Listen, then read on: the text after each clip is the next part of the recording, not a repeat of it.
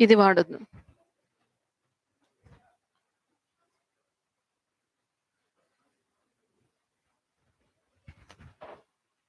Okay.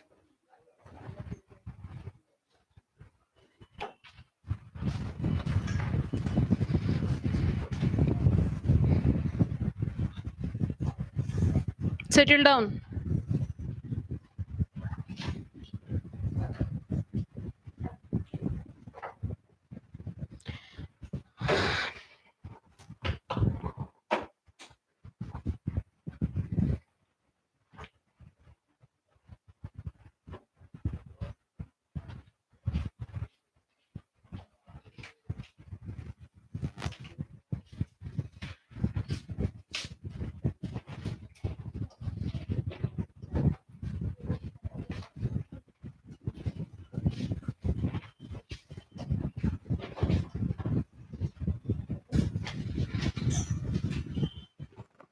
So news పేపర్లో ఈరోజు editorial analysis లేదు. Why they are not important చూద్దాం.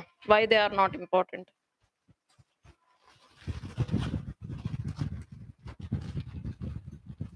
Opposition political news not needed. No cause for alarm means COVID-19 appropriate behavior has to be adopted by India again.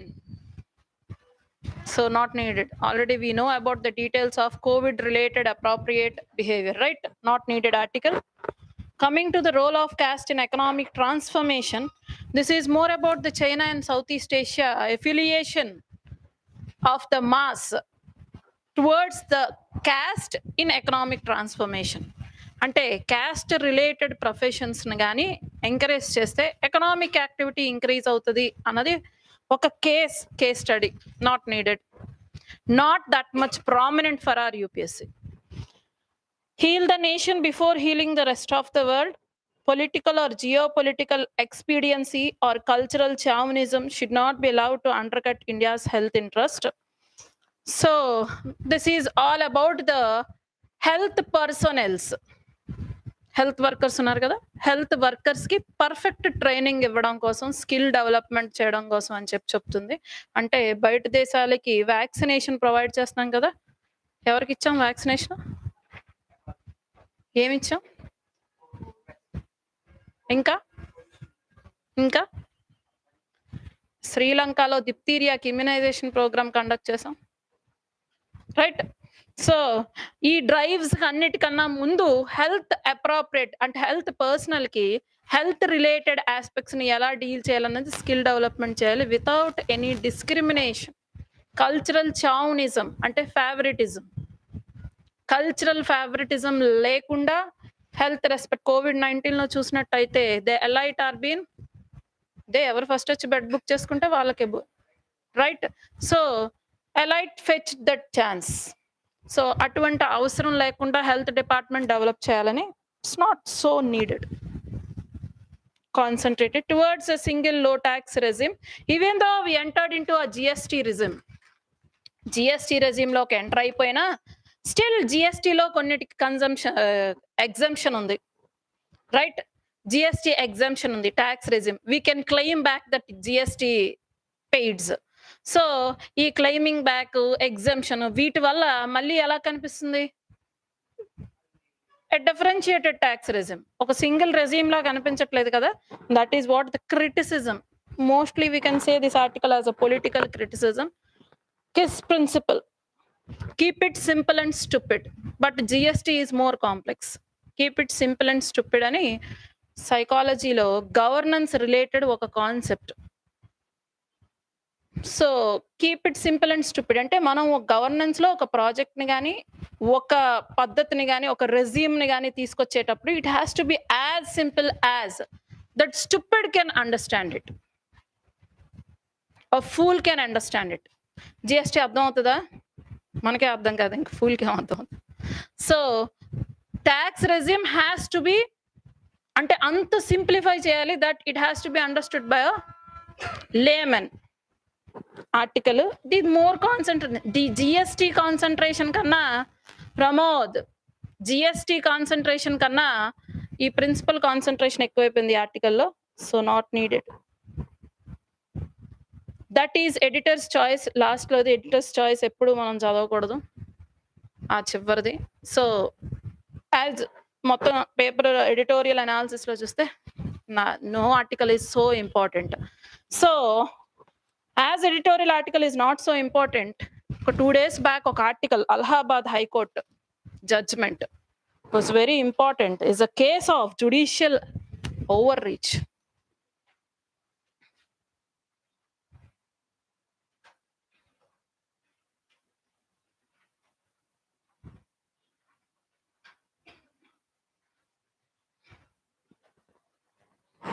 So, context ఏంటంటే అలహాబాద్ హైకోర్ట్‌లో ఒక petition పడింది. That petition is about 498A IPC. Section 498A. 498A is all about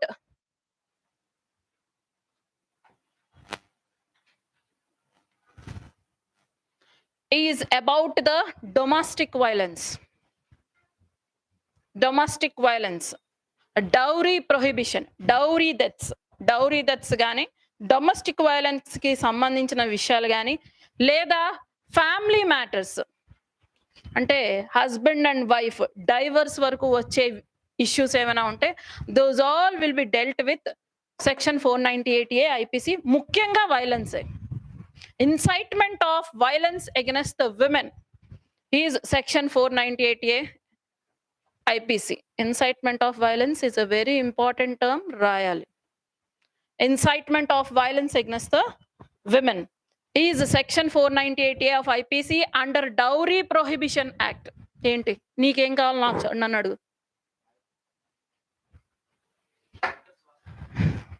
It's okay, his notes it is. Okay. So ఆ act ప్రకారంగా అలహాబాద్ హైకోర్టుకు ముందుకు ఒక petition వచ్చింది. ఏంటంటే misuse of this section is happening. Misuse of section 498A IPC against the husband and family members. So section 498A కింద ఏ FIR అయినా దర్జ్ అయితే, ఏ FIR అయినా రిజిస్టర్ అయితే, then it is a non-bailable offense. Immediate గా హస్బెండ్ ని తీసుకెళ్ళిపోవాల్సిందే. as a non-bailable offense. Okay, women laws అన్నీ ఇలాగే ఉంటాయి, ఉమెన్ సెంట్రిక్ గా ఉంటాయి. So but the other side of the coin is as it is a non bailable offence. Non bailable offence అంటే bailability మాట్లాడాం మనం ముందు, right? Bail, right? So so non bailable offence అంటే ఇంకా బెయిల్ రాదు, right? So accused is directly convicted in this case without any trial. Accused is directly convicted in this case without any trial. Okay, so burden of proof ever మీద ఉంది? Accused. Burden of proof again is on accused. Burden of proof అంటే ఏంటంటే general గా accused అంటే crime చేసిన వాడు, అవునా? Defender అంటే ఎవరు? ఆ పిటిషన్ వేసిన వాడు. సో జనరల్ గా అక్యూజ్డ్ తప్పు చేశాడు అని ఎవరు ప్రూవ్ చేయాలి? ఎవరైతే పిటిషన్ వేశాడు, రైట్?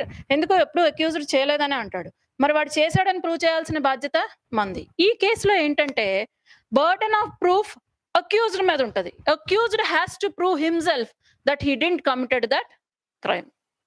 ఆ క్రైమ్ తను కమిట్ చేయలేదు అని తను ప్రూవ్ చేసుకోవాలి, లేకపోతే it will be considered.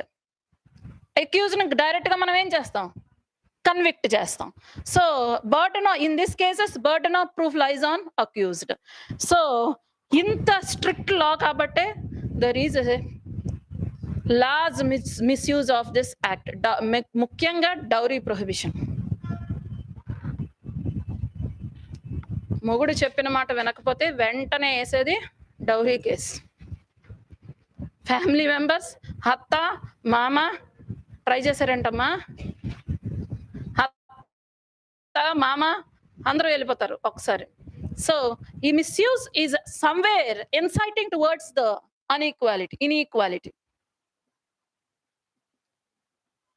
inequality towards gender.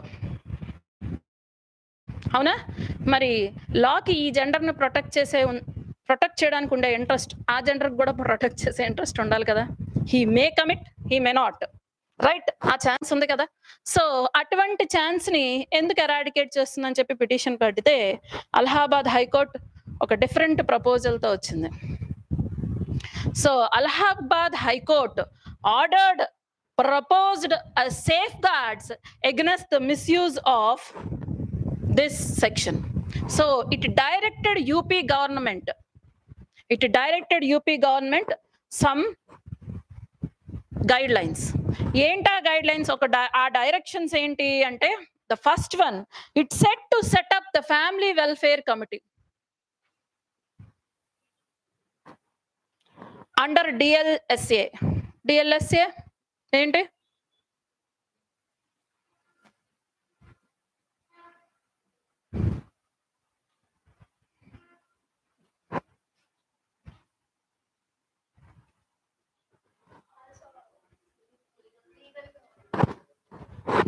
Legal Services Authority.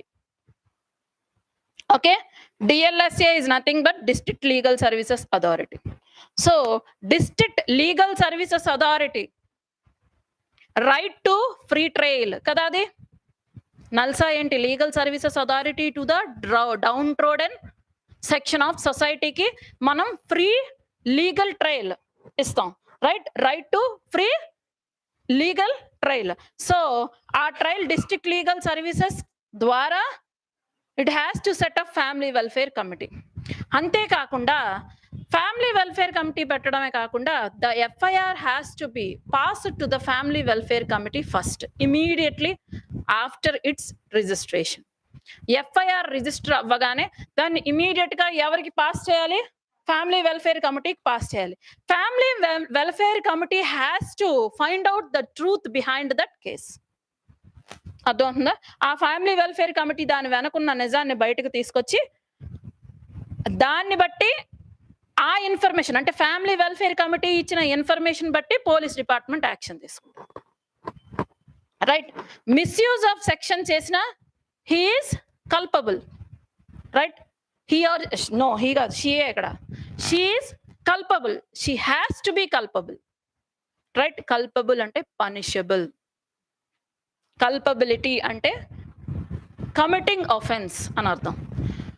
So, misuse of section is also culpable. So, through this Allahabad High Court want to establish culpability of women. Culpability of women. అర్థమవుతుందా? So, FIR అక్కడికి వెళ్ళిన తర్వాత ఆ evidence బట్టి అయితే దీనికి పట్టే time ఎంత? 2 months టైం ఇచ్చింది. This 2 months period is called cooling off period. ఈ కూలింగ్ ఆఫ్ పీరియడ్ లో ఇఫ్ పిటిషనర్ థింక్స్ సో, అంటే కేసు వేసిన ఆమె వాళ్ళ హస్బెండ్ మంచోడు అని అనుకుంటే కేసుని ఎత్తేయాలి ఇమీడియట్ గా వితౌట్ ఎనీ ఇన్వెస్టిగేషన్. అమ్మాయిలు ఎలా ఉంటారో చెప్పలేము. హ్యాపీగా ఉంది కదా మీకు?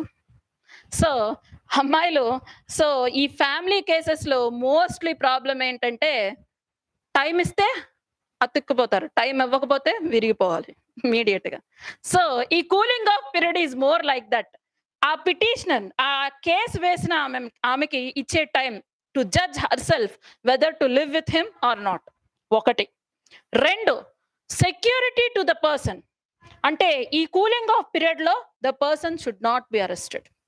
The person or husband or family member should not be arrested. Prove అయ్యేదాకా అరెస్ట్ అవ్వకూడదు. సో ఇట్స్ సంథింగ్ అక్యూజ్డ్ నుంచి కన్విక్ట్ అవ్వడానికి ఇస్తున్న టైంలా లేదు. రైట్? అక్యూజ్డ్ నుంచి డైరెక్ట్ గా కేసు చూసుకుంటే 498 వేస్తే సెక్షన్ డైరెక్ట్ తీసుకెళ్ళిపోవడం, and that too non bailable. So అటువంటి అఫెన్స్ కి ఒక చిన్న పీరియడ్ గ్యాప్, అంటే proving period for accused to get convicted. అవునా?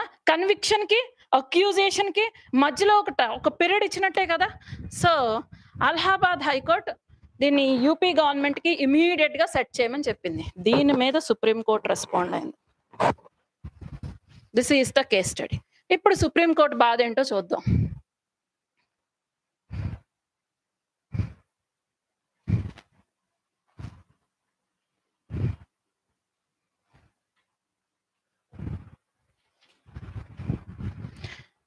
సో మనకున్న ఆర్టికల్ 50 ఏంటండి?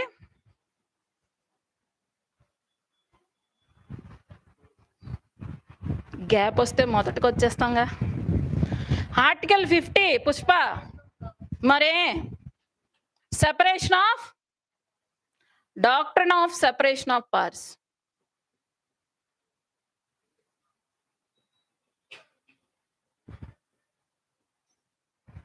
So this is very important doctrine, and it is also part of basic structure of constitution, and it is also part of basic structure of constitution.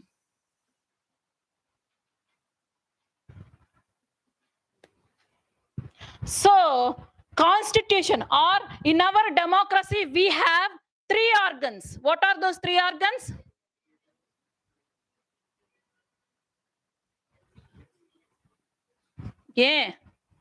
గట్టిగా.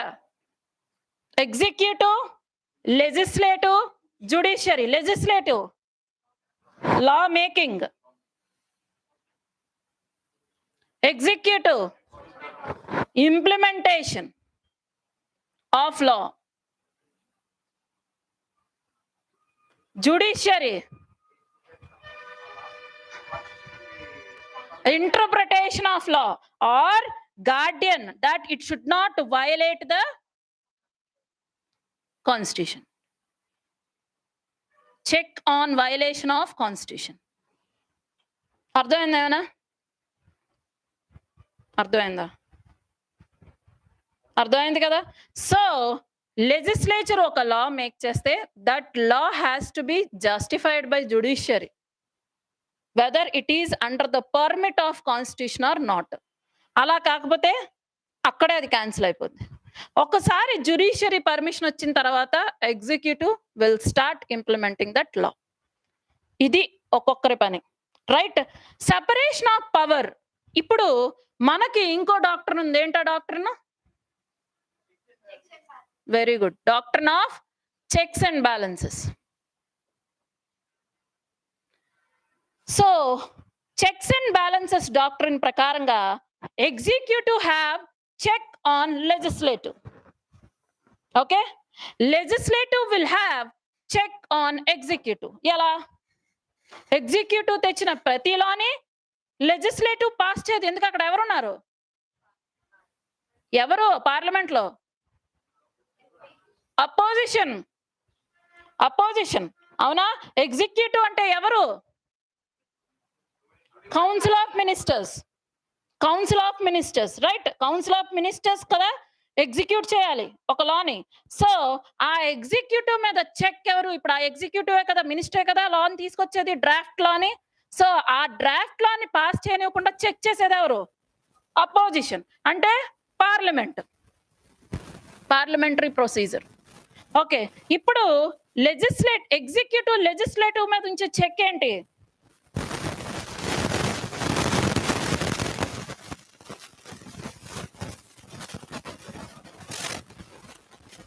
Requirement of the law. Requirement of the law. So ఉన్న present Indian society present situation బట్టి ఏ లా on immediate basis తీసుకురావాలని decide చేసేది ఎవరు? Executive. Even though legislative ఇంకో లాని ముందుకు పెట్టినా ఆ లాని పక్కకు తీసుకొచ్చి ఎగ్జిక్యూటివ్ ఇంపార్టెన్స్ ఉన్న, అంటే పబ్లిక్ కన్సర్న్ ఉన్న లాని ఇలా రావద్దు, క్లాస్కి ఇలా రావద్దు, ఇలా అయితే రావద్దు, మీకు ఉపయోగం లేదు, మాకు ఉపయోగం లేదు.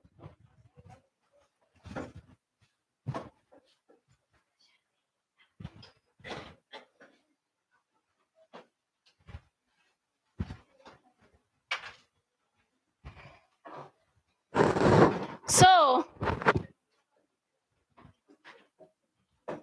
సెటిల్ డౌన్, సైలెంట్ గా ఉండాలి. ఇంకా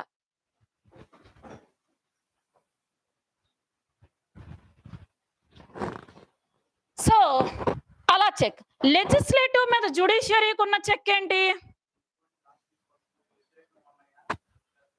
so ultra virus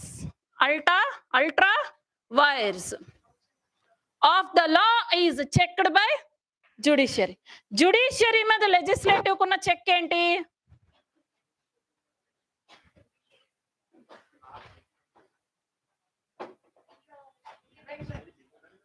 very good. Article 368 amendment.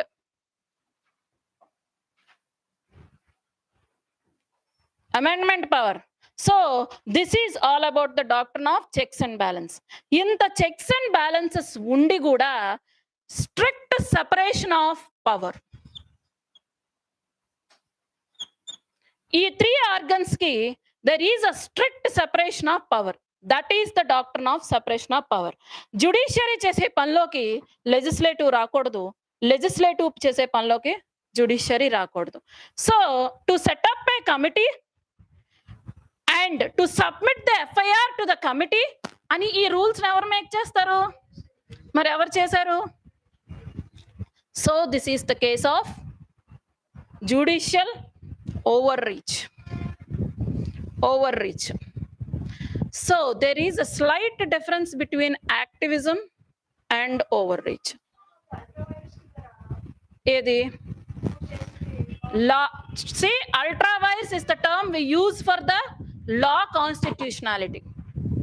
Law యొక్క constitutionality ని measure చేసేటప్పుడు we say that law is ultra vires. Okay, that means it is above the constitution, right? So judiciary power ni mari దారుణంగా ultra vires అని అనకూడదు. అందుకే దానికి ఒక term judicial overreach. So మరి జుడిషియల్ యాక్టివిజం ఏంటి చెప్పాను ఆల్రెడీ.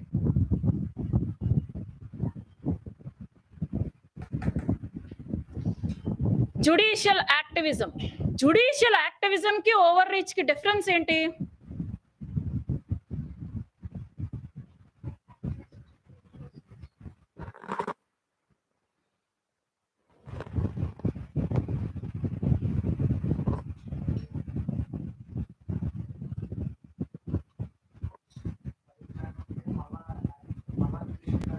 నో, జుడిషియల్ యాక్టివిజం యొక్క వెపన్ ఏంటి?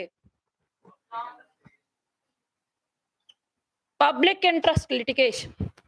అంటే మన జుడిషియరీ ఎలా వర్క్ చేస్తుందంటే until and unless a common man raises the issue to the judiciary level, judiciary respond అవడానికి వీల్లేదు.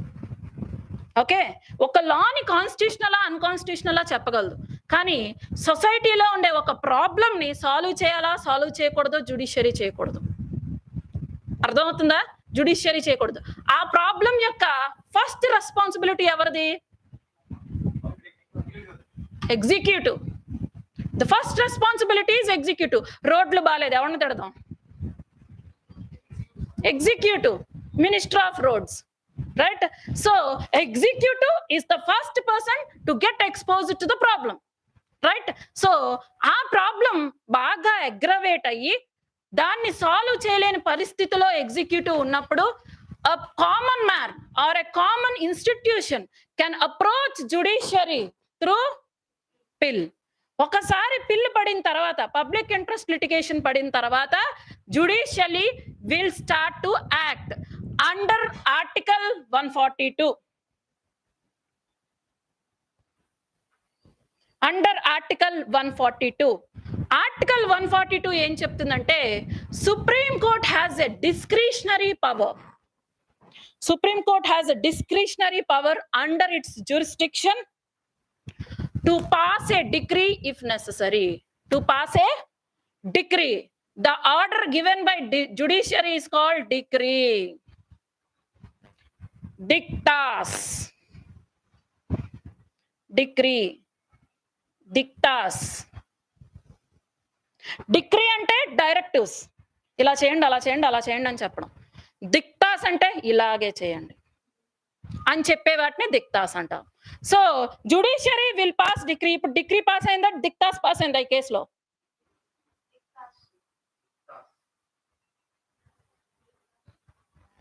Dikhta. So supreme court passed diktats. గవర్నమెంట్కి ఒక ఐడియాని ప్రపోజ్ చేసి ఈ చేంజెస్ తీసుకొస్తే బాగుంటుంది అని చెప్పడం డిగ్రీ. ఈ ప్రొసీజర్ ఫాలో అయిపోండి అని ఒక ప్రొసీజర్ని ఎస్టాబ్లిష్ చేయడం Dikhta. Okay, so Allahabad high court కేసులో సుప్రీం కోర్ట్ అదే చెప్పింది. Judiciary is not at all a one stop solution. Is not at all a one-stop solution. It should not violate what? Even judiciary also should not violate basic structure of constitution. అది judiciary కూడా applicable కదా అని చెప్పి అలహాబాద్ హైకోర్టుకి 2 మొట్టికాయలు వేసింది. That's it. That is the case. Okay, get into the paper.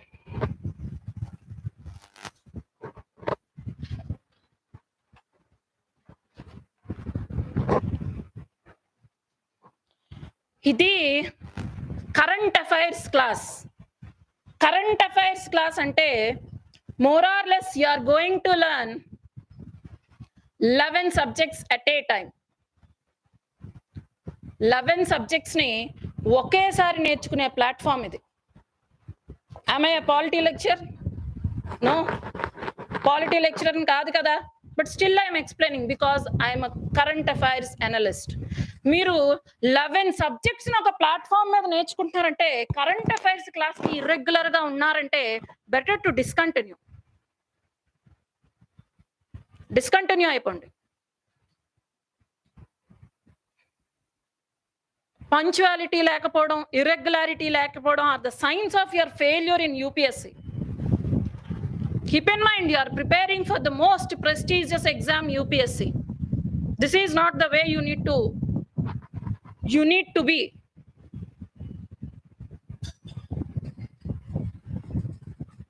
Start to inculcate some behavioral changes in you, which are required for the UPSC.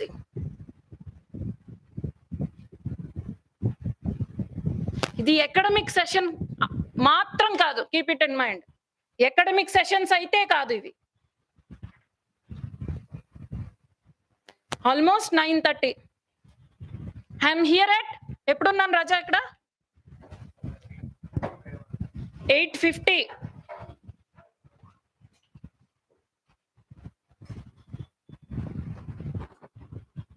దానికి మీరే నష్టం వహిస్తారు.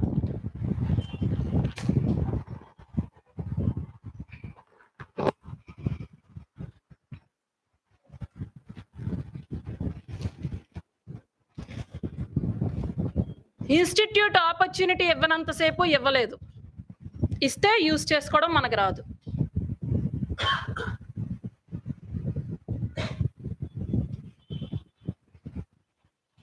Beyond time. Okay, get in to the paper.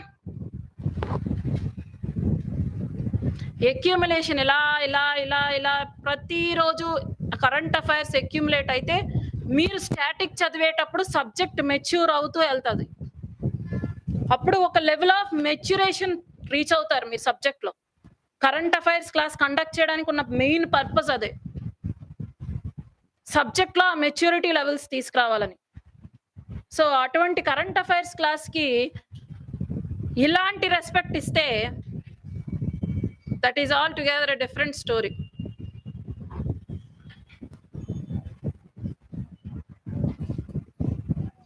So BRICS business forum వచ్చేయండి. First article.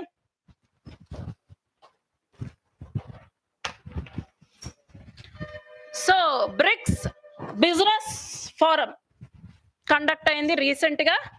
So ఈ BRICS business ఫోరంలో prime minister Modi has made a very big statement. $1 trillion economy, digital economy is going to get established in India అనే ఆయన ఒక statement ఇచ్చాడు. So ముందు దాని basics చూద్దాం. బ్రిక్స్ ఆర్టికల్ చదవాల్సిన పద్ధతి. బ్రిక్స్ అంటే ఏంటి? ఏంటది? Brazil,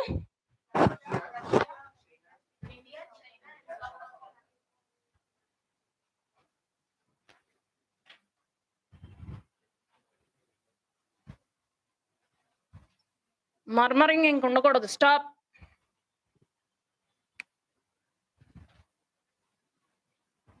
Brazil, Russia, India, China, South Africa. ఇప్పటి వరకు జరిగిన ఇంటర్నేషనల్ గ్రూపింగ్స్ లో మనం రీజియన్ స్పెసిఫిక్ గ్రూపింగ్స్ చూసాం.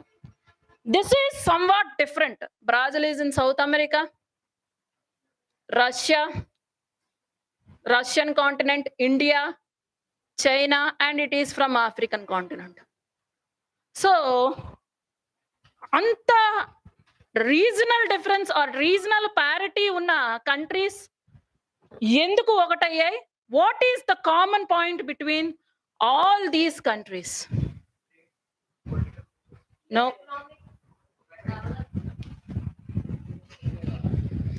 కామన్ పాయింట్ ఏంటి?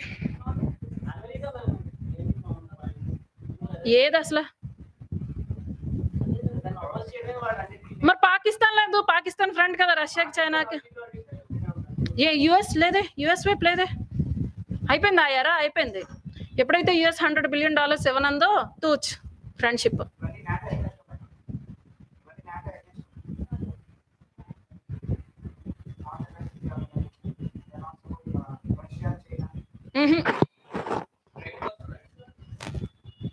ట్రేడ్ కాదు. Very important point in this is these all are emerging economies. The so-called developing countries with the group of, అంటే ఇంకా చైనా కూడా డెవలపింగే, we didn't consider కాదు. రష్యా ఒకటే ఇందులో ఉండిపోయింది. సో లేకపోతే అనేద్దువా. So China is still developing countries. So ఇక్కడున్న మేజర్ ఇంపార్టెంట్ ప్రాబ్లం ఏంటంటే, ఎందుకు ఎమర్జింగ్ నేషన్స్ అనే దాన్ని కామన్ పాయింట్ గా చెప్పానంటే, these nations are searching for economic options. Economic options. ఎటువంటి ఎకనామిక్ ఆప్షన్స్ కోసం సెర్చ్ చేస్తున్నాయి? ఎకనామిక్ ఆప్షన్స్ లో ఫస్ట్ ఏంటమ్మా? దిగండి. ఎకనామిక్ ఆప్షన్స్ కి కావాల్సిన ఫస్ట్ రిక్వైర్మెంట్ రిసోర్సెస్. రిసోర్సెస్ అందులో ముఖ్యమైన రిసోర్స్ ఏంటి మనకి? Economic land, capital. ఎన్ని రూబెన్? Very important promising competitive raw material or resource is energy. Land పెరగదు, ఫిక్స్డ్. నీ దగ్గర ఎంత ఉంటే అంతే. క్యాపిటల్ తెచ్చుకోవాలి. దేన్ని చూపించి తెచ్చుకోవాలి? ఇక్కడ నీ కంట్రీలో స్టెబిలిటీని చూపించి తెచ్చుకోవాలి. Coming to the energy. Energy ఇది కొంచెం చేంజింగ్ సబ్జెక్ట్. Changing subject. ఎలా అయితే within the country produce చేసుకోవాలి, లేదా ఇంపోర్ట్ చేసుకోవాలి. రైట్? ఇంపోర్ట్ చేసుకోవాలంటే బెటర్ కంట్రీస్తో రిలేషన్స్ ఉండాలి. రైట్? ఇంటర్నేషనల్ రిలేషన్స్ ఉండాలి. సో మెయిన్ రిసోర్స్ అందుకే consider as energy. Resources. Economic options open అవ్వడానికి number 1 is resource. Next, very good, investments.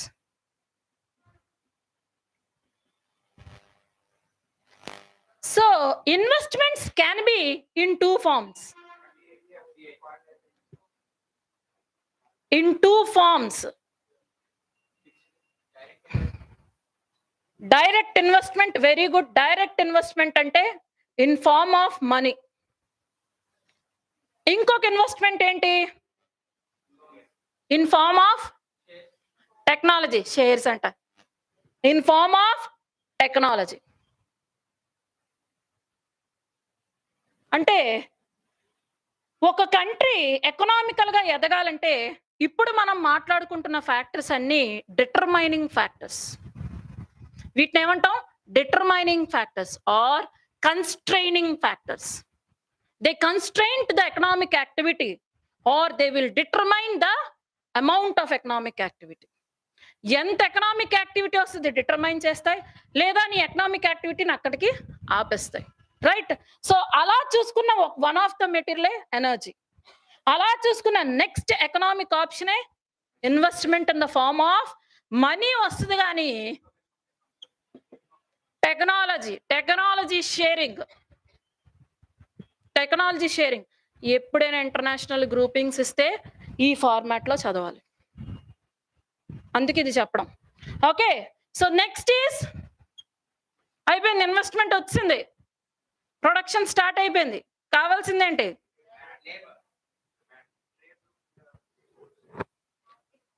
Trade routes ఉన్నాయి ఆల్రెడీ, దాన్ని మనం ఇంకేం ఎస్టాబ్లిష్ చేయలేం. Market another constraining is market. మన ప్రోడక్ట్స్ కి మార్కెట్ ఆల్రెడీ చెప్పాను కన్స్ట్రైనింగ్ ఫ్యాక్టర్స్ అని. అయినా లేబర్, సో మార్కెట్ ఎందుకు మార్కెట్ అంటే it has to face the competition of other country products, right? So వీటన్నిటి బేసిస్ లో ఈ ఎకనామిక్ ఆప్షన్స్ ని ఓపెన్ అప్ చేసుకోవడానికి, and also very important fourth one మర్చిపోయాను,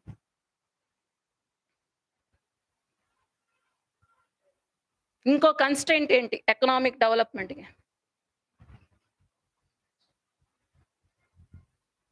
మన దగ్గర ఉన్నది వాళ్ళ దగ్గర లేనిది, డెవలపింగ్ కంట్రీస్ దగ్గర ఉన్నది developed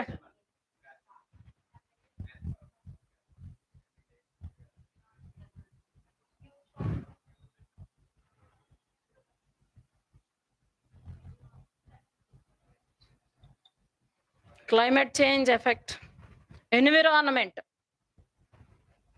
already constraining factor. Climate change constrain చేస్తుంది కదా ఎకనామిక్ యాక్టివిటీని, కన్స్ట్రైనింగ్ ఫ్యాక్టర్ ఎన్విరాన్మెంట్.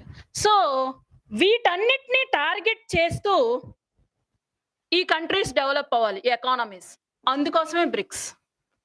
ఇదే బ్రిక్స్ పిల్లర్ కూడా. ఏంటి బ్రిక్స్ పిల్లర్ ఏంటి? to provide a financial assistance to the projects in the group. Number 1, to address the problems within the economy. Constraints ఏవైతే ఉన్నాయో ఆ constraints ని ఎలా సాల్వ్ చేయాలి అన్నది ఆలోచిస్తుంది.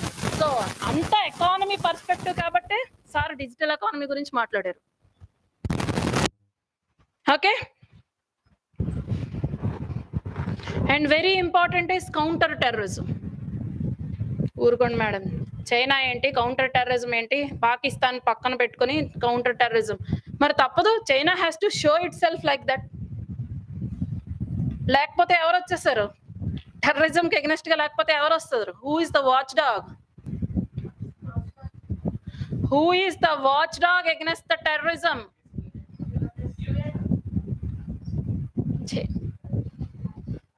Watch dog against the terrorism, పోని funding,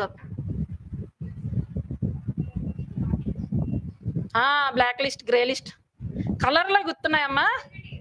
FATF, financial action task force, is the watchdog against the terrorism, terrorist funding. అది ఎకనామికల్ గానే. So it is also for, so వీళ్ళంతా కలిపి ఒక బ్యాంక్ పెట్టారు. ఏంటో bank?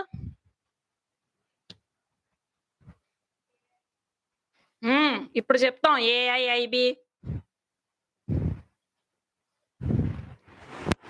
New development bank. Paper ఇలా చదవాలి.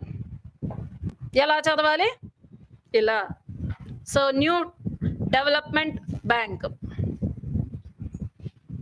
సో ఆర్టికల్లోకి వచ్చండి. So this is all required for అస్.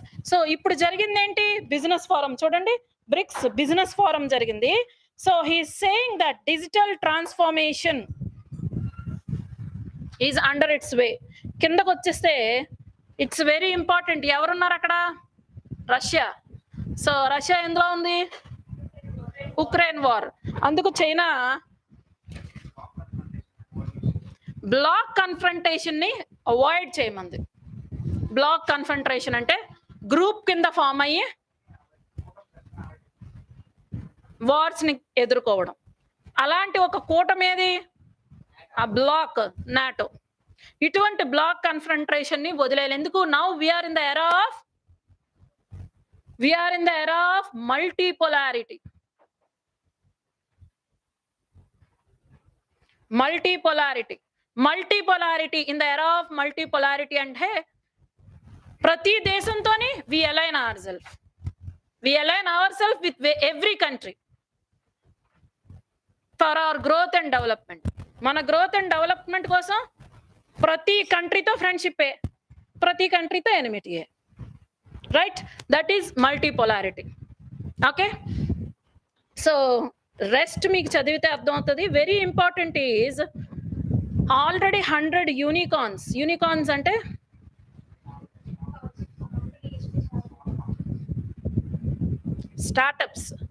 స్టార్టప్సే కానీ which have reached their valuation to 1 billion.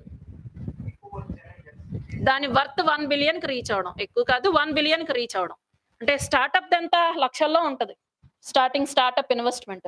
అటువంటి ఇన్వెస్ట్మెంట్ పెట్టిన చిన్న startup it grows into a net worth valuation of 1 billion, అప్పుడు we call it as unicorn. అలా 100 యూనికార్న్స్ అంట. 70,000 startups లో 100 unicorns, అంటే 70,000 startups లో 100 has been transformed into unicorns. Modi గారే చెప్తున్నారు, మనకు తెలియదు. నెక్స్ట్ 1 పాయింట్ అంటే స్టార్టప్స్ అనేటప్పటికి ఉండాల్సిన పర్స్పెక్టివ్ అంటే రూరల్ ఎంప్లాయ్మెంట్ ఎక్కువ ఉంటుంది. అబ్జర్వ్ చేశారా? ఈ వాటర్ ప్యాకెట్ కంపెనీస్, చిన్న అగరబత్తి మేకింగ్ కంపెనీస్, ఇవన్నీ రూరల్ బేస్డ్. అటువంటి రూరల్ బేస్డ్ 1 బిలియన్ కి వచ్చిందంటే ఎంప్లాయ్మెంట్ ఎలా ఉంటుందమ్మా అక్కడ కదా? అంటే రూరల్ డెవలప్మెంట్ టార్గెటెడ్. ఇలా ట్రాన్స్ఫార్మ్ అయ్యింది అని అంటే హీస్ మోర్ అంటే showing it as a digital economy. అంటే దాన్ని he's indicating that most of the country is getting into the digital economy. ఎందుకు? ఇప్పటి వరకు మనకున్న బాధ ఏంటి? డిజిటల్ డివైడ్ కదా. We have a problem of digital divide. Rural ఇండియాకి సరిగ్గా యాక్సెసిబిలిటీ తెలియదు, అఫోర్డబిలిటీ ఉండదు. డిజిటల్ డివైడ్ గురించి చెప్తున్నాను. డిజిటల్ డివైడ్ అంటే ఇంటర్నెట్ యాక్సెసిబిలిటీ ఉండదు, అఫోర్డబిలిటీ ఉండదు, రిక్వైర్మెంట్ కూడా ఉండదు. అటువంటిది ఇటువంటి స్టార్టప్స్ యూనికార్న్స్ గా మారితే ఏమవుతాయి? ఆ రిక్వైర్మెంట్ పెరుగుతుంది. Requirement will make accessibility and affordability possible. అర్థమవుతుందా మా? ఇదంతా మెయిన్స్ పర్స్పెక్టివ్. అలా కళ్ళబ్ చెప్పి రాయండి నోట్స్. 1.5 ట్రిలియన్ అంటున్నారు. నేషనల్ ఇన్ఫ్రాస్ట్రక్చర్ పైప్ లైన్ కింద digital economy of 1 trillion can be national infrastructure pipe line. చదివాం మనం.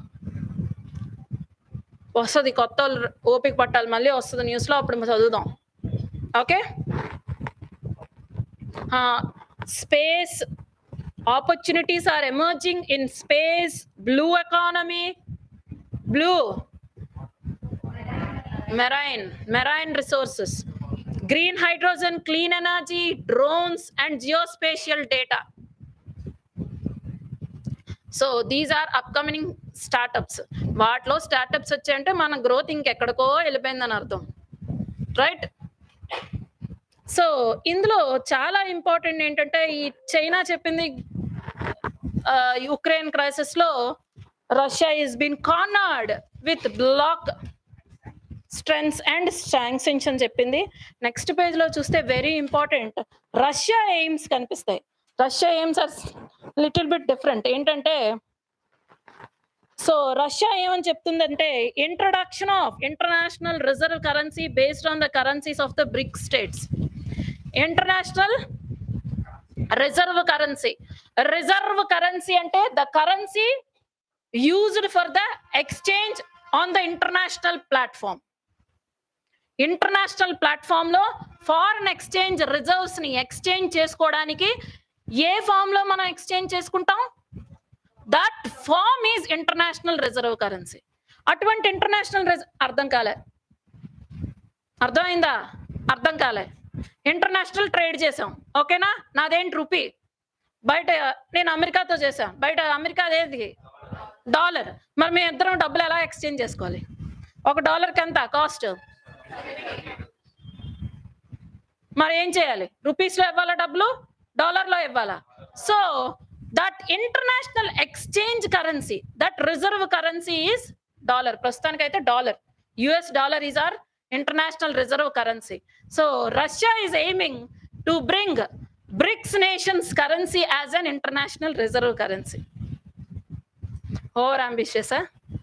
So Russia ఏమంటదంటే as these are emerging economies, trade చేసే అవకాశం ఈ కంట్రీస్ తో ఎలా ఉంటది? ఎక్కువ ఉంటదా? తక్కువ ఉంటదా? బాగా ఎక్కువ ఉంటది. రైట్? బాగా ఎక్కువ ఉంటది.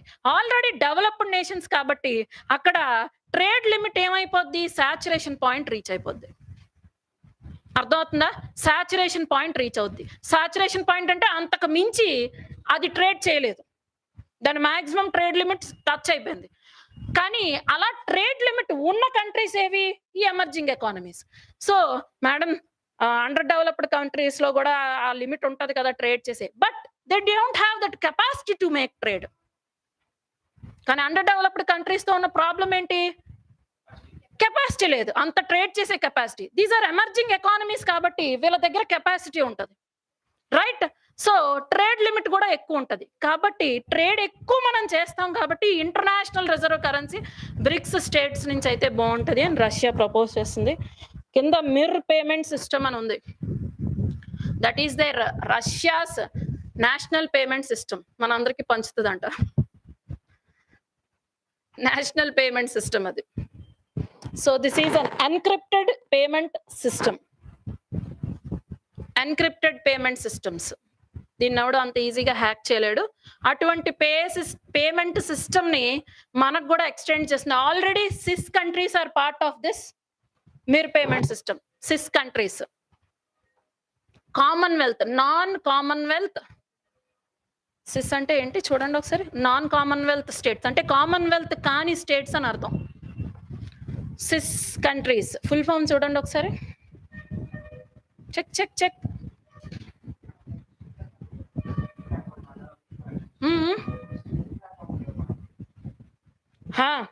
ఆ టైపే Commonwealth independent states. So Commonwealth groupings లోకి రాని కంట్రీస్ అన్ని కామన్వెల్త్ అంటే ఎవరు? UK. UK colonies. UK grouping ఎవరిది? యుఎస్ తో రిలేటెడ్. సో రష్యాతో ఈ గ్రూపింగ్ లో లేనివి ఏముంటాయి? USSR countries. USSR countries, Azerbaijan అవన్నీ ఉన్నాయి కదా, క్రొయేషియా, లిథువేనియా, లాత్వియా, ఈ కంట్రీస్ అన్ని part of this Mir payment system. Commonwealth independent States. Okay, next ఒక ఆర్టికల్ చూసా ఎంతసేపు పడుతుందో, depth articles. Next come to the next article, next page. Very interesting is TTD to set up compressed biogas plant at Tirumala. Very important.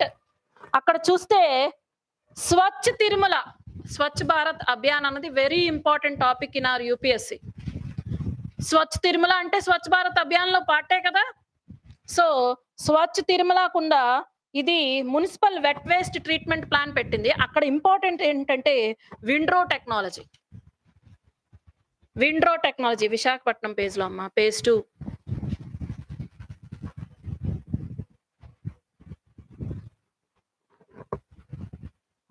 TTD to set up compressed biogas plant at Tirumala. అంతసేపా తీయడం. Page 2 beach బొమ్మ ఉంది కదా, దాని కిందే ఉంది.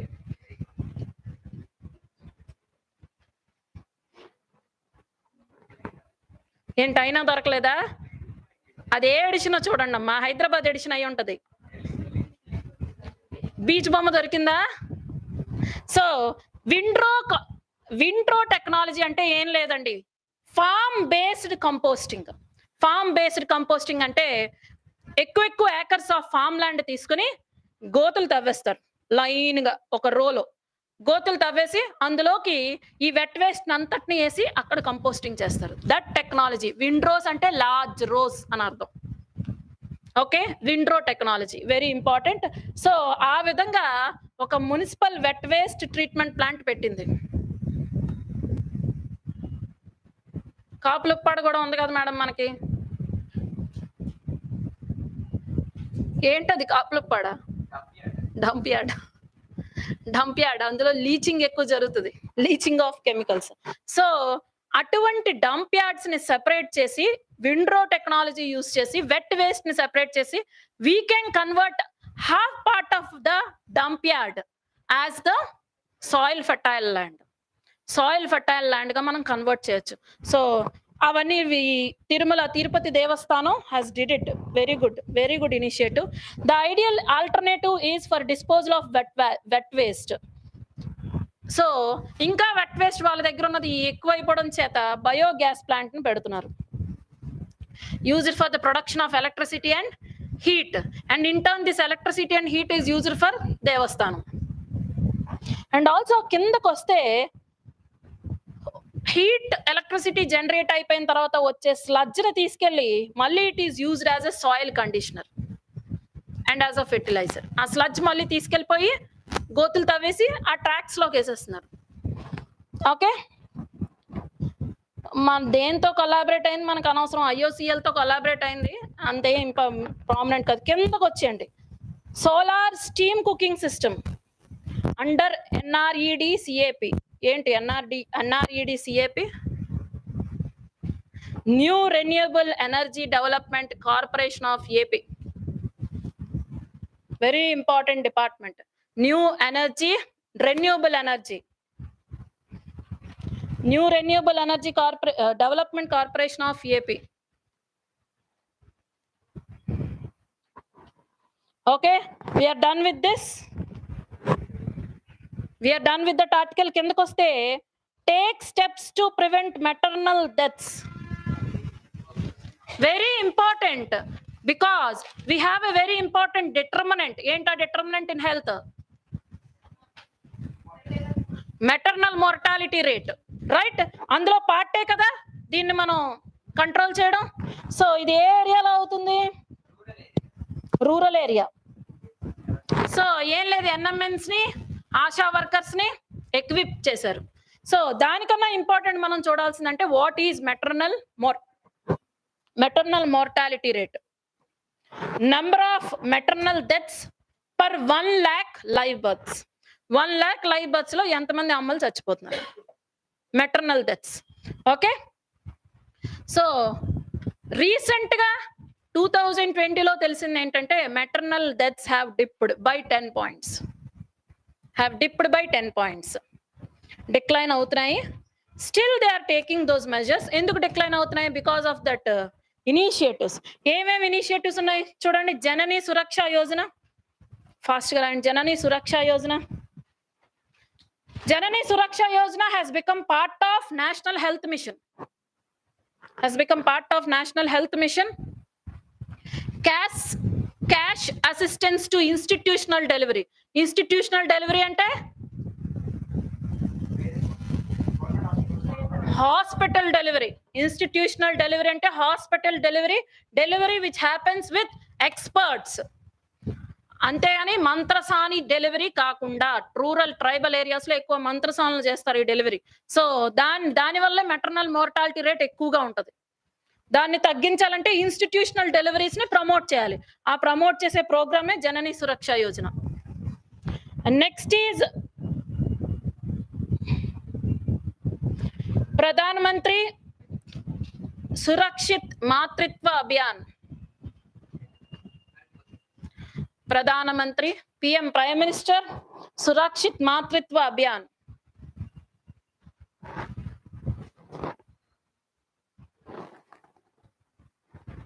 So ఇక్కడే ANMs వస్తారు. ANMs and ASHA workers.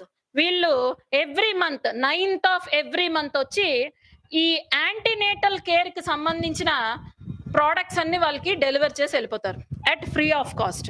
That is this program. Okay, antenatal care అంటే యాంటీనేటల్ అంటే ఏంటి చెప్పు? Before delivery, during pregnancy. మరి after pregnancy post natal care. మరి ప్రీనాటల్ అంటే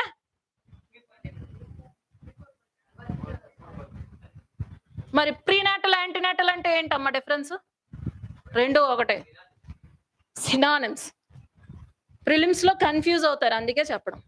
prenatal and antenatal are one and same, అంటే before post delivery, before delivery. Okay, and next is PM Matru Vandana Yojana. ఇది మనకు తెలిసిందే, Matru Vandana Yojana direct benefit transfer of 5,000 rupees for pregnant women and lactating women. ఇది ఏ perspective లో? In nutritional perspective. Lactating women కి, pregnant women కి perfect nutrition అందడం కోసం ఇస్తున్న బెనిఫిట్ ఇది. Okay, and also it targets to compensate wage loss, veg to compensate wage loss ఉంది, to compensate wage loss. Okay, ఈ వేజ్ లాస్ విషయంలో మనం కాన్సెప్ట్ చదివాం. ఏంటా లీవ్?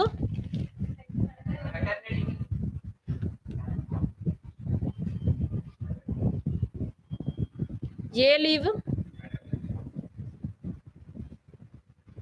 బీహార్లో ఇస్తున్నారని చెప్పాను. Unpaid leave, unpaid leave for what?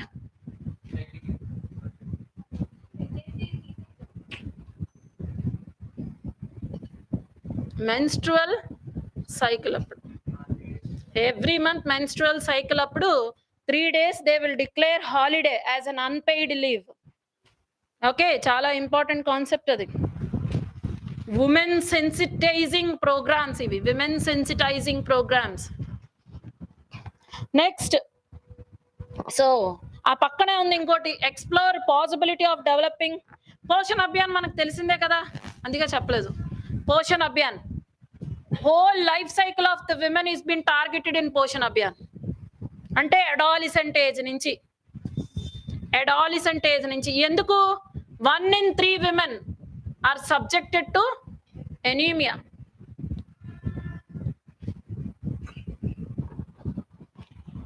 So ఆ ఎనీమియాని టార్గెట్ చేస్తూ, very interesting, the state food commission proposed energy drink, possibility of introducing energy drink with nutrition ingredients to reduce anemia and malnutrition among tribal children under which act? FSA Act. FSA ఏంటి? Food security act. PDS system కింద ఈ energy drink ని provide చేయమని చెప్తుంది. Interesting కదా? బాగుందా? ఏం బాగుంది? నెక్స్ట్ నెక్స్ట్ నెక్స్ట్, మోన్. ఎనీమియా, బ్లడ్ ఇంక్రీజ్ అంటే ఆ conditions at least to some levels ఆ పాయింట్స్ రైజ్ చేయడానికి, ఆ హిమోగ్లోబిన్ కంటెంట్ రైజ్ చేయడానికి అవ్వచ్చు. ఎందుకంటే అది డెఫిషియన్సీ బేస్డ్ కదా. Anaemia is due to deficiency. So deficiency, ఆ ఇన్డెఫిషియన్సీని మనం టార్గెట్ చేస్తే ఎనీమియా డిక్రీజ్ అవ్వచ్చు. You are from Paderu. Even అది అక్కడ కూడా టార్గెట్ చేస్తున్నారు. తెలుసా ఏమైనా ఇంప్లిమెంటేషన్ జరిగిందా? అంటే వినడమే మన పని. So next come to the news of defence project. Very important news this is. Defence project in Telangana. అంటే ఏ టైప్ ఆఫ్ న్యూస్ సెలెక్ట్ చేస్తున్నాం అర్థమవుతుందా? ఈ పద్ధతి మనం 1 month తర్వాత ఆపేస్తాం. పేపర్ రీడింగ్ పద్ధతి 1 month తర్వాత ఆపేస్తాం. చూస్తున్నారా ఎంత డైవర్స్డ్గా న్యూస్ కవర్ అవుతున్నాయో? It's the best process. Current affairs చదివే బెస్ట్ ప్రాసెస్. డైవర్స్డ్గా న్యూస్ కవర్ చేస్తాం. ముందులాగా రోజుకి 3, 4 ఇలా ఎప్పటికమ్మా? సో అలా కుదరదు. ఈ లెవెల్లో మనం కవర్ చేస్తేనే సబ్జెక్ట్స్, అంటే ద అక్యుములేషన్ ఆఫ్ నాలెడ్జ్ జరుగుతుంది. పేపర్ అప్రోచే is the right approach. Okay, next చూడండి. Defence project in Telangana hits a hurdle as farmers go on protest. So defence project ఏం లేదు, defence manufacturing unit in 500 acres construct చేస్తున్నారు. అది ఏంటి? Sangareddy district. సో Sangareddy district, and it is under the National Investment and Manufacturing Zone. And manufacturing zone. So problem ఏంటంటే, very interesting point ఏంటంటే, defence manufacturing unit ఒకటి రావడం, దట్ టు తెలంగాణలో రావడం ఈస్ వెరీ ఇంట్రెస్టింగ్. అంటే which factors supported for such an industry to establish అన్నది నాకు ఇంకా అర్థం కాలేదు. సో మేబీ ల్యాండే ప్రామినెంట్ రోల్ ప్లే చేసిందేమో తెలీదు. ఇంకా న్యూస్ వస్తూ ఉంటే మనకు తెలుస్తుంది. ఓకే, ఇక్కడ ఇష్యూ ఏంటంటే again agitations by farmers. So we have a land acquisition act. ఇక్కడ కాన్సంట్రేట్ చేయాల్సిన topic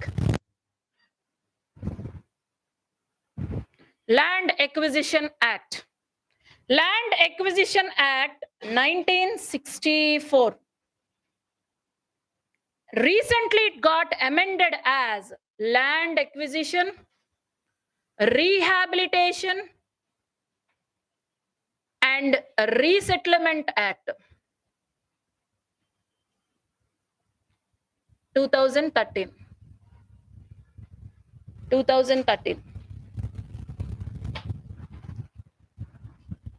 So land acquisition is nothing but is the process of acquiring land for the development.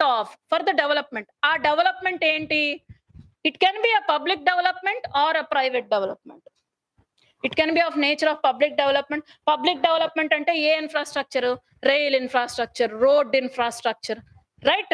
So hospital constructions, school constructions, ఇటువంటి public related constructions కెనా అవ్వచ్చు, లేదా private related అంటే economic, okay, PSUs constructions కానీ, industrial development కానీ, transit development, transit models, multi modal transits, అలాంటివి, airports, ఇలాంటివన్నీ డెవలప్మెంట్కి కావాల్సినప్పుడు గవర్నమెంట్ ఎవరిని అడగక్కర్లేదు, ఒక ప్రైవేట్ ల్యాండ్ని ఎక్వైర్ చేసుకోవచ్చు. And the private owner has to give away his property. ఇది ల్యాండ్ ఎక్విజిషన్ అంటే. మొన్నటి వరకు ఏంటంటే ల్యాండ్ ఎక్విజిషన్ లో మనం కంపన్సేషన్ ఇచ్చేవాళ్ళం, గవర్నమెంట్ కంపన్సేషన్ ఇచ్చేది. ఎంత ఇవ్వాలి, ఎంత మేరకు వాళ్ళకి న్యాయం చేయాలి, కంపన్సేషన్ ఇస్తే సరిపోద్దా, సోషల్ ఇంపాక్ట్ ఎలా ఉంటది, ఇవన్నీ ఆ యాక్ట్ లో లేవు.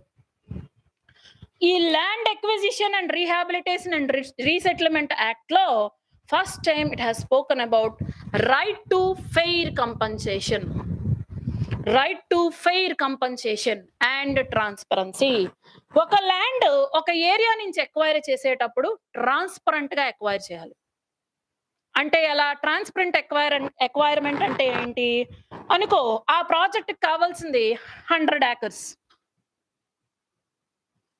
100 acres కావాలి.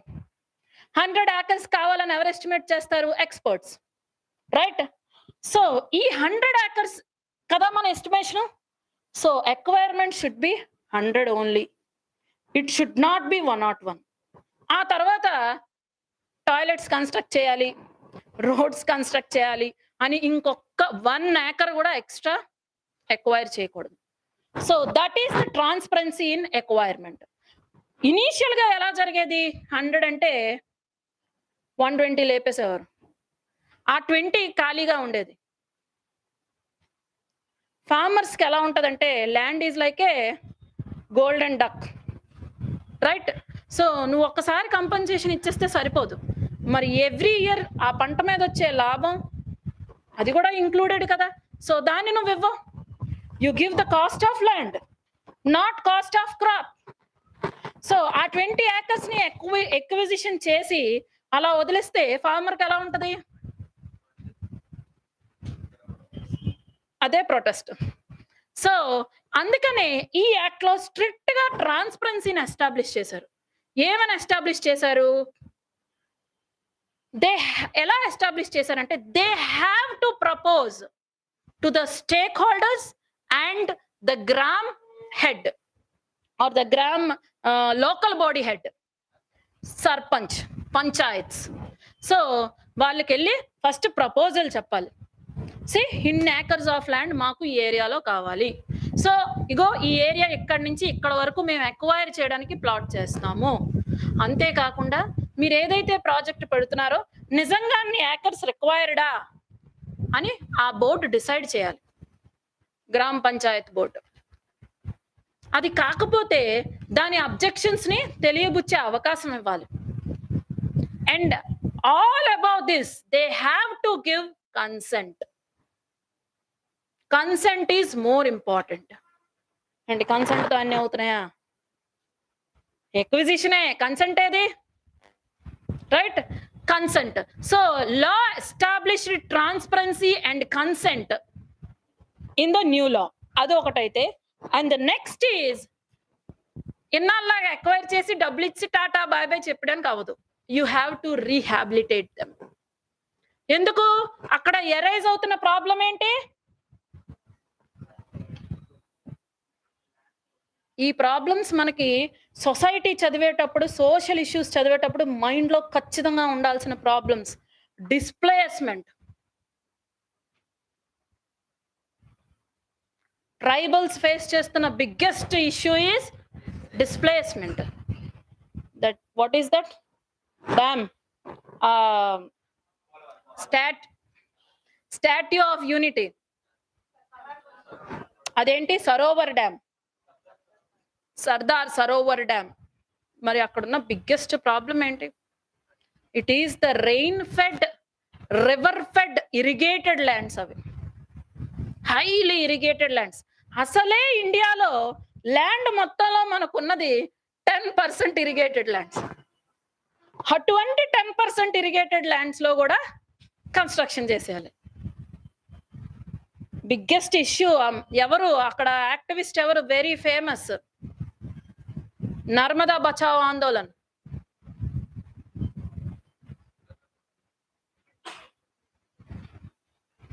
ఎవరు activist? Even I also forgot her name. Narmada Bachao Andolan. Medha Patkar, very important. Medha Patkar ethics లో ఇంపార్టెంట్ ఇవి. She stood behind this displacement. Medha Patkar. Okay, Narmada Bachao Andolan. Okay, where we are? Displacement.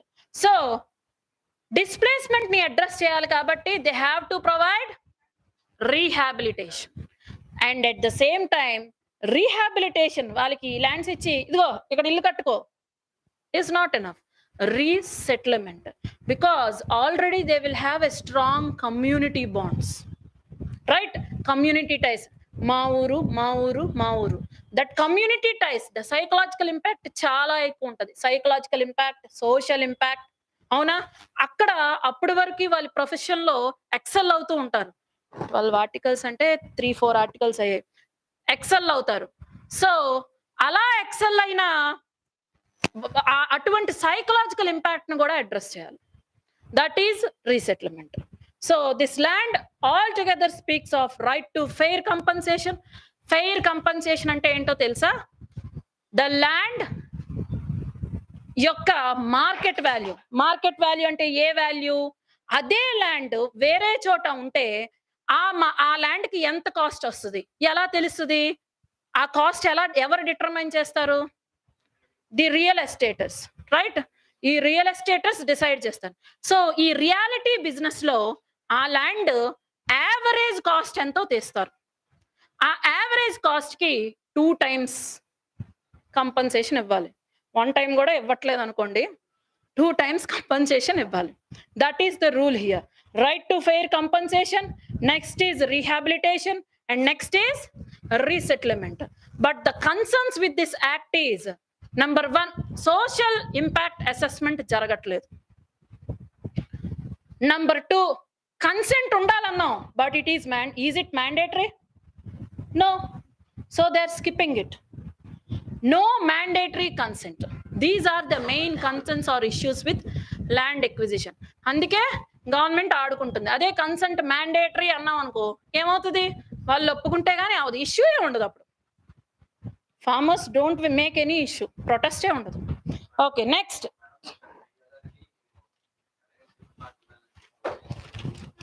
Force చేస్తున్నారని అంటున్నారు రూబెన్. మళ్ళీ చేస్తున్నారు already. Next article, Santals, golden era of Santal, because Santal tribe, మన presidential candidate Draupadi Murmuru is the Santal tribe. Okay, golden era of Santal tribe in India. Now say community leaders. Some sort of a political important news. కానీ ఇందులో మనం గ్రహించాల్సింది ఏంటంటే here tribe Santal tribe is in news. అంటే Santal rebellion నుంచి ఖచ్చితంగా question ఉంటుంది. Santal protester, Santal rebellion, modern Indian history ఏంటి, ఏమైనా గుర్తొస్తుందా? Santal rebellion, Santal rebellion modern India context లో చాలా ఇంపార్టెంట్. రాసుకోండి, రెడ్ పెన్ తో రాయండి. సంతాల్ రెబిలియన్ ఇయర్ చాలా important both for prelims and mains. అంతకన్నా ఇందులో చదవడానికి ఏం లేదు. అక్కడ ఈ సంతాల్ గురించి ఇచ్చారు. ఏంటంటే నొమాడిక్ లైఫ్ ఉండేది. ఇప్పుడున్న ట్రైబ్స్ లో 30% సంతాల్స్ ఆర్ ఎక్సెలింగ్. ఇవన్నీ ఇచ్చారు. It's not needed, that much not needed. Next important articles కదా అమ్మా.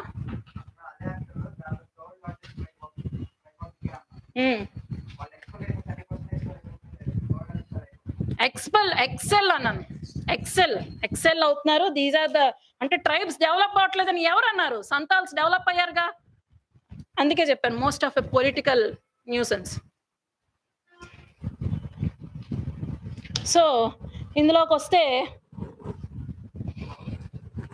ఇందులో అన్ని ఇంపార్టెంటే. GS7 సమ్మిట్ ఏదైతే ఉందో అది సమ్మిట్ అయ్యాక మాట్లాడదాం. ఎలాగా మాట్లాడాలిగా, ఆ న్యూస్ని అలా ఆపుదాం. సో ఈ కోరల్ రీఫ్స్ మీరు చదివితే అర్థం అవుతుంది. కోరల్ రీఫ్స్ ఏం లేదమ్మా. This is the reef, calcium carbonate reef. చూడాలి, జూజాంతలే అనే యానిమల్ ఆ ప్లాంట్ లో ఉంటది.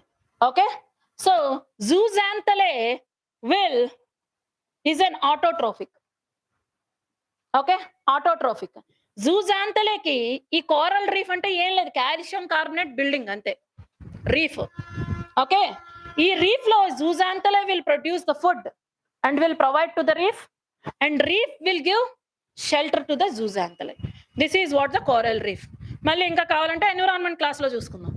ఓకే, సో ఇప్పుడు ఇక్కడ 4 న్యూ కోరల్ రీఫ్స్ ని ఇన్వెంట్ చేశారంట. అది ఏ జూజాంతలే అంటే వితౌట్ జూజాంతలే. ఈ coral reefs are constructed without zooxanthellae. మరి ఏంట్రా అంటే వాటి యొక్క skeleton can take the sunlight directly and produce the food. The reef itself is autotrophic. అర్థమవుతుందా? అది ఇంపార్టెంట్. రెస్ట్ మీరు చదివితే అర్థమవుతుంది. అది ఇంపార్టెంట్ అంతే. షాలో వాటర్స్ లో, షాలో కోస్టల్ వాటర్స్ లో ఉంటది. Hard corals, reef building corals మాట్లాడదాం. ఎన్విరాన్మెంట్ లో ఇవన్నీ ఎలాగో మాట్లాడాలి.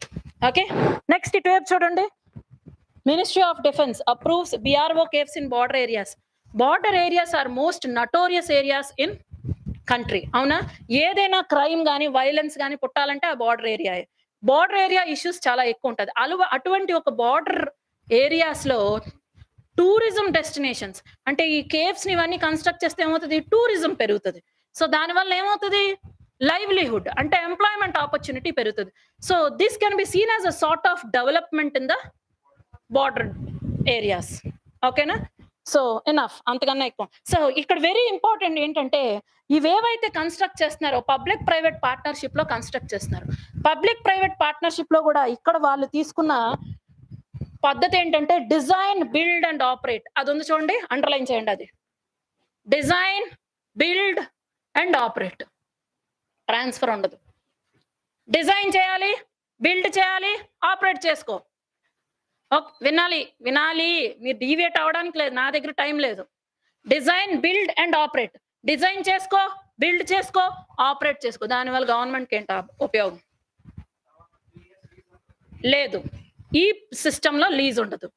ఆపరేట్ చేసుకో, కానీ ఆపరేషన్ లో వచ్చే ప్రాఫిట్ ని కొంత పర్సెంట్ ని ఫిక్స్ చేసి గవర్నమెంట్ తీసుకుంటుంది.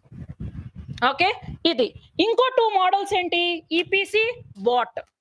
పబ్లిక్ ప్రైవేట్ పార్ట్నర్షిప్ లో ఇంకో 2 మోడల్స్ ఏంటి? రాయండి. EPC and BOT, BOT. BOT అంటే build, operate and transfer. Build చేయి, ఆపరేట్ చేయి. ఎంతవరకు? For a limited period of time. కొంత లిమిటెడ్ పీరియడ్ ఆఫ్ టైం వరకు ఆపరేట్ చేయాలి. ఎంతవరకు ఆపరేట్ చేయాలి? వాడు బిల్డ్ చేసడానికి పెట్టే ఇన్వెస్ట్‌మెంట్ ఉంది కదా! వాడికి తిరిగొచ్చి దాని మీద కొంత ప్రాఫిట్ వచ్చే వరకు ఆపరేట్ చేయాలి. ఆ తర్వాత గవర్నమెంట్‌కి ట్రాన్స్‌ఫర్ చేయాలి. ట్రాన్స్‌ఫర్ చేసిన తర్వాత దాన్ని ఎవడు ఆపరేట్ చేస్తాడు? ఈ టోల్ గేట్స్ ఎక్కువగా అలాగే చేస్తారు. టోల్ గేట్స్ కన్‌స్ట్రక్షన్ ఉంది కదా! వాళ్ళు ప్రైవేట్ పార్ట్నర్‌షిప్, పబ్లిక్ ప్రైవేట్ పార్ట్నర్‌షిప్‌లో బిల్డ్ చేసి ఆపరేట్ చేస్తారు కొంతవరకును. ఆ తర్వాత గవర్నమెంట్‌కి ట్రాన్స్‌ఫర్ చేస్తారు. Next is EPC. Engineered, procured and seize, మర్చిపోయాను. ఈపీసీ ఒకసారి చూడండి. Engineer, procured and EPC model. Construction. EPC ఏంటి? ఈ ఏంటి?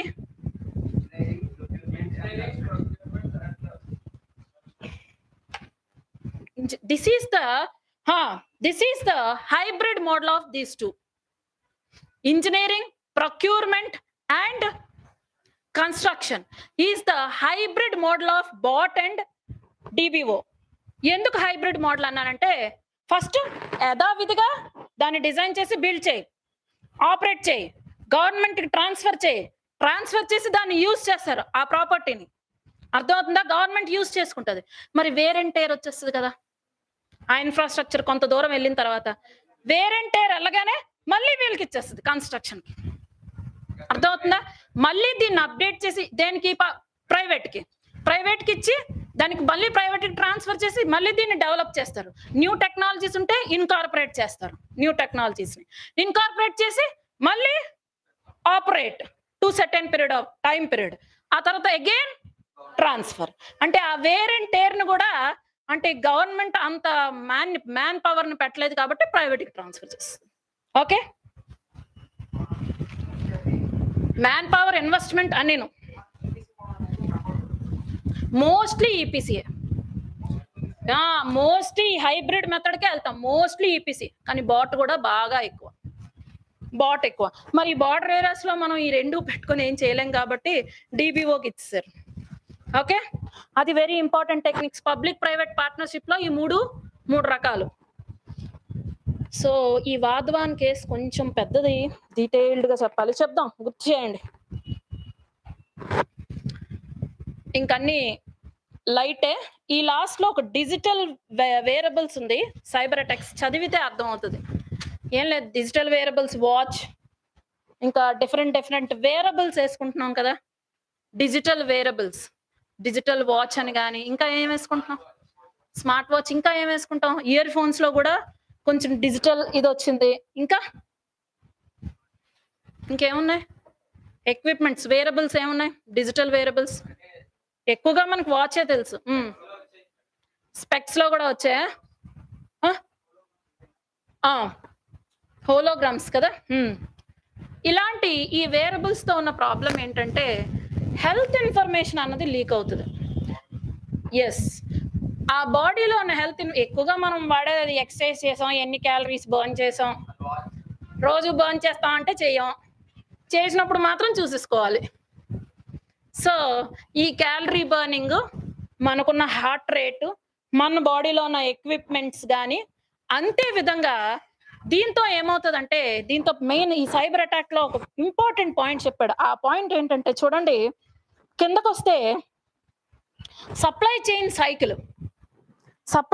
Cycle, data generator, analytics engine, service provider. అవునా? ఈ వాచ్ ఇచ్చే సర్వీస్ ప్రొవైడర్ ఒక దగ్గర ఉంటాడు, రైట్?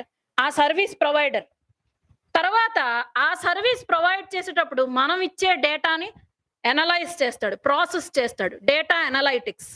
ఓకే, ఆ కిందకి సప్లై చైన్లో కింద ఎవరు యూజ్ చేసే మనం. So these 3 systems can be attacked through this technology. These 3 systems can be hacked. Okay, so మనకి ఇన్ని క్యాలరీస్ బర్న్ చేశారు అని ఎలా చెప్తున్నారు? ఆ సర్వీస్ ప్రొవైడర్ ఎవడైతే ఉన్నాడో he will count our heart rate. ఓకేనా? ఆ హార్ట్ రేట్‌ని కౌంట్ చేస్తాడు. సో, ప్రాసెస్ ఏంటి? అది వదిలేయండి. వాడు హార్ట్ రేట్ కౌంట్ చేస్తాడంటే, కౌంట్ చేయడమేతో పాటు ఈ డేటా అనలైటిక్స్ ఏం చేస్తాడంటే, మనం ఎక్కడెక్కడికో హాస్పిటల్స్‌కెళ్ళి మన ఇన్ఫర్మేషన్ ఇస్తాం. అవునా? హెల్త్ సెక్టార్‌లో. ఆ ఇన్ఫర్మేషన్ అంతటిని క్లౌడ్ ఇన్ చేస్తాడు. ఒక క్లౌడ్‌లోకి తీసుకొస్తాడు. ఆ క్లౌడ్‌లోకి తీసుకొచ్చి దాన్ని బట్టి మనకి సర్విస్ ప్రొవైడ్ చేస్తాడు. ఓకే. ఇప్పుడు ఈ 3 అటాక్ అయితే మన హెల్త్ రికార్డ్ మొత్తం ఎవడి చేతిలో ఉంది? హ్యాకర్ చేతిలో ఉంది. రైట్? హ్యాకర్ చేతిలో ఉంది. అసలే ఆధార్‌తో వచ్చే బాధలే తట్టుకోలేకపోతున్నాం. ఇంక మొత్తం హెల్త్ రికార్డ్ అంతా ఆడి చేతిలో ఉంటే ఇంకేంటి? He can access our DNA, that, this అన్నీను. Right? So, this is the biggest problem. That is the critical point where you need to understand. మిగతా ఆర్టికల్ అంతా plain article. Okay. Wadhwans case మాత్రం తర్వాత చూద్దాం. Will take a break of 2 minutes and we'll start as Wadhwans case రాయ్ అక్షర. Very important. Consortium of banks అంటే ఏంటి? అక్కడ జరిగిన స్కామ్ ఏంటి? Very important scam.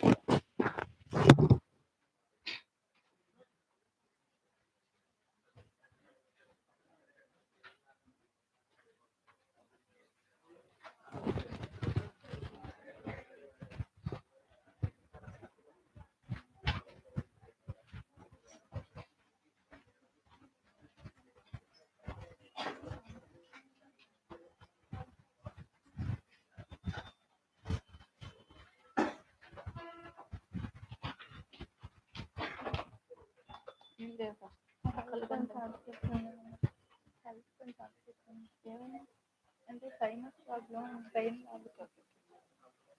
డిస్టెన్స్ వెళ్ళిపోతాను సైనస్.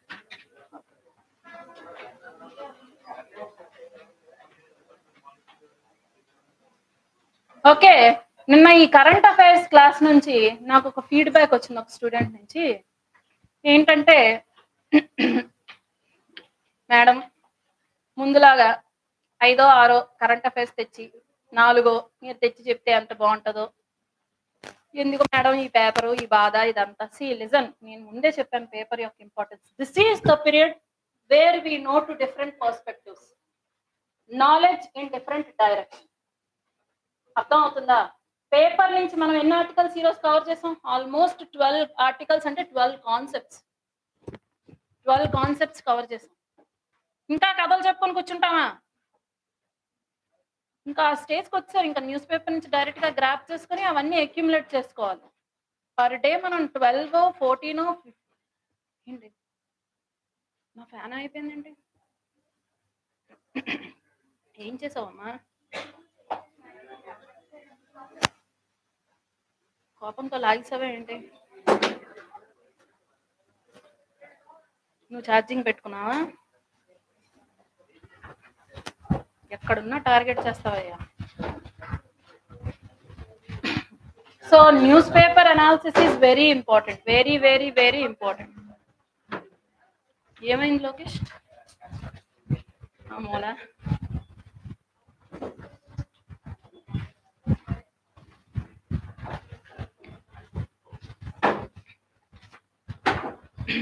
మీరు బ్యాగ్స్ తీస్తే ఆ చైర్ తీసేస్తే కొంచెం వాళ్ళు డయాగ్నల్ గా వేసుకుంటారు. రైట్, కొంచెం వెనక్కి వెళ్ళి లోకేష్.